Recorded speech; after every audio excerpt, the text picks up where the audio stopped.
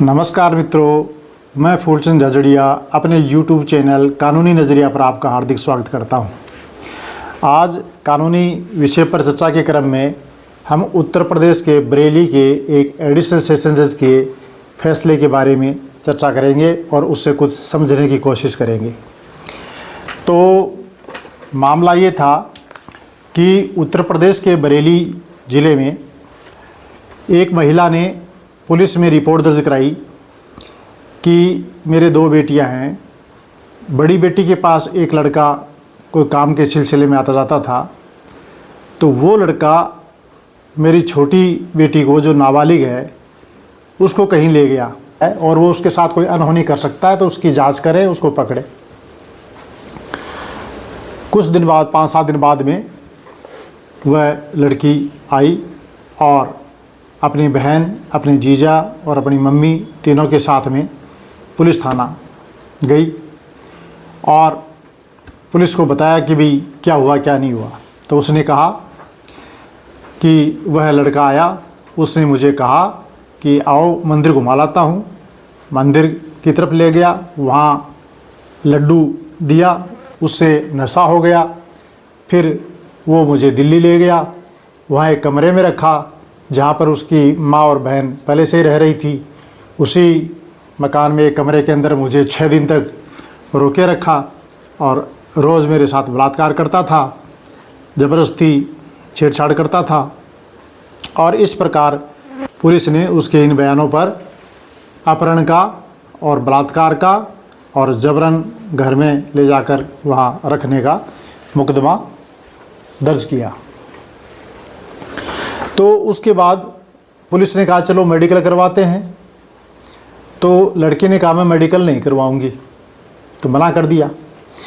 तो फिर कहा चलो मजिस्ट्रेट के पास में बयान लेखबद्ध करवाते हैं, कलमबद्ध बयान जिनको बोलते हैं, धारा 164 CRPC के तहत। तो वहाँ ले गए, तो वहाँ उस लड़की ने मजिस्ट्रेट के समक्ष वही बयान दिए जो अभी मैंने आपको बताए कि ऐसे नशा मेरे हो गया और मुझे दिल्ली ले गया और वहाँ बलात्कार किया, इस तरह का। उसके बाद चार्जशीट पेश हुई उस लड़के के खिलाफ, जेल में डाल दिया उसको, जमानत नहीं हुई उसकी। ये बात 2019 की है, सितंबर 2019 में ये रिपोर्ट दर्ज हुई थी। उसके बाद से ये मुकदमा शुरू हो गया। तो ये मुकदमा जब चला तो उसमें कोर्ट के अंदर बयान हुए, तो बयानों में जब पीड़िता के बयान हुए, जो लड़की थी उसके बयान हुए, तो उसने बयानों में पहले तो यही कहा कि मेरे को नशा हो गया और कुछ खिला दिया और फिर दिल्ली ले गया और वहाँ उसने बलात्कार किया, सारी बातें वही बताई।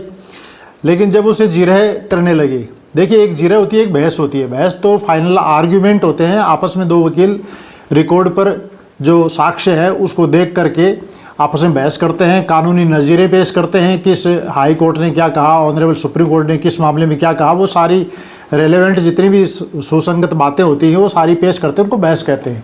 और जिरह क्या होती है? जिरह गवाह से जो बयान उसने दिया है उसकी सत्यता को परखने के लिए कि ये झूठ बोल रहा है कि सही बोल रहा है, तो उसे क्रॉस क्वेश्चन करते हैं उसकी सच्चाई को जानने के लिए। उस क्रॉस क्वेश्चन करने की प्रक्रिया को क्रॉस एग्जाम कहते हैं अंग्रेजी में, हिंदी में उसको प्रतिपरीक्षण कहते हैं और उर्दू भाषा में उसको जिरह कहते हैं। तो जिरह जब करने लगे तो लड़की एकदम मुकर गई, साफ नकार गई पूरी घटना से और कहा कि न तो मेरे साथ कोई छेड़छाड़ की इस लड़के ने, न कोई ज़बरदस्ती की, न दिल्ली ले गया, न कोई नशीला पदार्थ खिलाया। और ये जो 164 के बयान जो हुए थे मजिस्ट्रेट सामने, तब तक मैं मेरे माता पिता के पास ही थी, पुलिस के दबाव में मैंने बयान दे दिए। और आगे ये कहा कि मेरी माँ ने जानबूझकर ये झूठा मुकदमा दर्ज करवाया था और मम्मी के कहने से ही मैंने कोर्ट के अंदर जो पहले बयान दिया है वो झूठा बयान दिया है। जब उसने कहा कि मैंने झूठा बयान दिया है, मेरे साथ कोई घटना हुई नहीं, कोई बलात्कार हुआ ही नहीं, कोई ले ही नहीं गया, कोई नशा नहीं करवाया, कुछ भी, सारी घटना से एकदम बिल्कुल ही एकदम मना कर दिया, इनकार कर दिया। अरे भाई, अभी अभी तो आपने शपथ लेकर के बोला कि सारा हुआ और अब शपथ लेकर के आप कह रहे हो कि कुछ भी नहीं हुआ। और मजिस्ट्रेट के सामने जब बयान हुए तब शपथ लेकर के कहा कि मेरे साथ ये घटना हो गई। तो ये अदालत है कि क्या इसको समझ रखा है? चाहे जब शपथ लेकर के चाहे जैसे बोल दो, ऐसे थोड़ी होता अदालत के अंदर, ऐसे नहीं होता है। शपथ का महत्व ये समझिए आप इस बात को कि शपथ लेकर जो भी बोलते हैं उसका एक महत्व होता है। झूठ बोलने पर उसमें सज़ा हो सकती है। तो इस बात को हमेशा ध्यान रखना चाहिए, हर आदमी को जागरूकता होनी चाहिए इस बात की। तो चाहे वैसे बोल दें, ऐसे नहीं है। वहाँ कटघरे में खड़े होकर के शपथ लेकर के और बयान देते हैं, उन बयानों के आधार पर किसी को सज़ा हो सकती है, उम्र कैद हो जाती है, फांसी तक की सज़ा हो जाती है और अन्य किसी अवधि का कारावास हो जाता है, कोई दोष मुक्त हो जाता है। तो सारा का सारा बयानों पर ही तो निर्भर है, इसलिए बयानों का बहुत महत्व है। और वहाँ ऐसे उलझ जुल एक बार ये बोल दिया, एक बार ये बोल दिया, रात भी है दिन भी है, ऐसे थोड़ी होता है। तो ये माना गया कि ये झूठ बोल रही है और अदालत के समक्ष शपथ लेकर के झूठे बयान दिए इसने। इसके साथ कोई घटना हुई नहीं। कोर्ट ने उसको बालिग माना, जबकि उसकी मम्मी ने कहा था कि नाबालिग है। नाबालिग का कोई प्रमाण पेश नहीं किया, कोई सर्टिफिकेट नहीं किया, कामत को स्कूल ही नहीं की कभी। तो इस प्रकार पूरा मामला अदालत ने झूठा माना और झूठा मानते हुए भारतीय दंड संहिता की धारा 376, 363, 366, 342 इन सब धाराओं में उस व्यक्ति को दोष मुक्त कर दिया। कब किया ये दोष मुक्त? ये दोष मुक्त किया 8 अप्रैल 2024 को। अब वो सितंबर में ये FIR दर्ज हुई, उसके पश्चात आखिरी में उसको गिरफ्तार कर लिया गया। तब से लेकर के ये फैसला हुआ 8 अप्रैल 2024 को, तब तक निरंतर लगभग 4.5 साल के आसपास की अवधि में जेल के अंदर रहा। और इसने लास्ट में आकर कह दिया कि मेरे साथ तो कुछ हुआ ही नहीं। तो ये 4.5 वर्ष तक वो जेल के अंदर पड़ा रहा निर्दोष व्यक्ति, उसका क्या? तो अदालत ने क्या किया कि इसके पैरेलल, इस कार्रवाई के पैरेलल उस लड़की के विरुद्ध झूठा साक्ष्य पेश करने का मुकदमा दर्ज करवा दिया और वो भी साथ साथ चलता रहा। और उसका फैसला कब हुआ? उसका फैसला हुआ 4 मई 2024 को, 4/5/2024। और उस मामले में ये कहा एडिशनल सेशन जज ने कि ये लड़का जो निर्दोष था, इनके ये 164 के और दूसरे बयानों से, रिपोर्ट से, इनकी हरकतों से उसे 1653 दिन जेल में रहना पड़ा बिना किसी दोष के। तो इस लड़की को जिसने ये झूठी साक्ष्य दी कोर्ट के अंदर, तो इस लड़की को भी झूठी साक्ष्य देने के जुर्म में 1653 दिन ही जेल में रहने की हम सज़ा सुनाते हैं।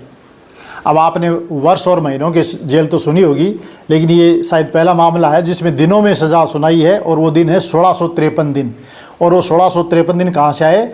वो 1653 दिन इस लड़की के बयान के कारण एक निर्दोष व्यक्ति, निर्दोष लड़का जेल के अंदर रहा और उसकी जीवन का ये इतना एक महत्वपूर्ण हिस्सा जेल के अंदर बिना किसी उसके जुर्म के, बिना किसी कारण के उसे बिताना पड़ा और समय नष्ट हो गया, उसका जीवन का महत्वपूर्ण समय जो है वो बेकार हो गया।